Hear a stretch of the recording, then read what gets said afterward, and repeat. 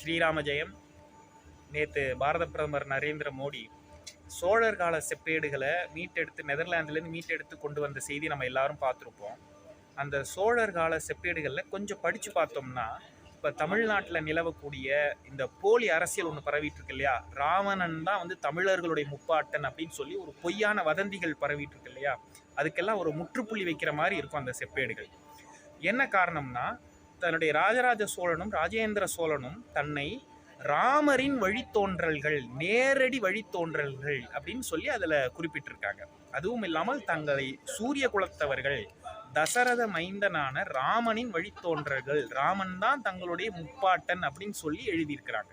அதுவும் இல்லாமல் ராஜராஜ சோழனுடைய தாத்தாவான முதலாம் பராந்தக சோழன், அவரை சங்கிராம ராகவன் அப்படின்னு சொல்லி அவருக்கு ஒரு பட்டம் கொடுத்துருக்காங்க. அதோட அர்த்தம் என்னன்னா, அவர் வந்து பராந்தக சோழன் ஈழத்தை போர் செய்து ஜெயிக்கிறாரு. அது எப்படி ராமன் வந்து கடல் கடந்து இலங்கை மன்னன் ராவணனை ஜெயிச்சதுனால, அதே போல நம்மளுடைய பராந்தக சோழனும் இலங்கையை ஜெயிச்சதுனால அவருக்கு சங்கிராம ராகவன், ராமனுடைய பட்டமாகிய சங்கிராம ராகவன் அப்படிங்கிற பட்டப்பேரு பராந்தக சோழனுக்கு வைத்திருக்கிறார்கள்.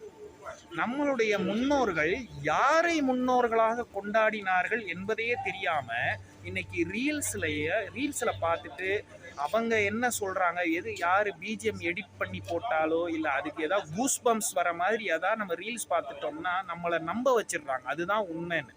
இல்லைன்னா சில அரசியல்வாதிகள் மேடை ஏறி நரம்பு புடைக்க பேசின உடனே அதுதான் உண்மைன்னு நம்ம நம்பிடுறோம். ஆனால் அது உண்மை கிடையாது. நம்ம வந்து எது உண்மை அப்படின்னு இந்த மாதிரியான வரலாற்று ஆதாரங்களோடு நம்மளோட முன்னோர்கள் யாருன்னு நம்ம தேடணும்.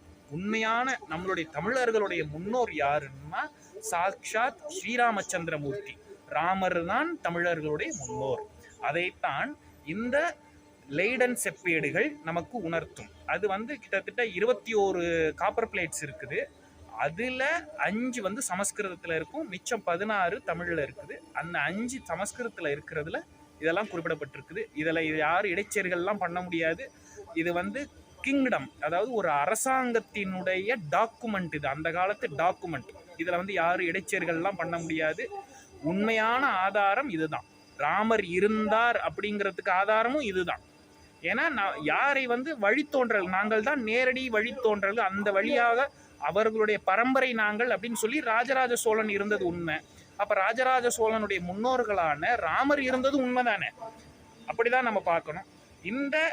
இந்த செப்பேடு ஆதாரங்களை எல்லோருமே விரைவில் எல்லாரும் சீக்கிரம் PDF எல்லாரும் வெளியிடுவாங்க. பார்த்து படிச்சு நம்மளோட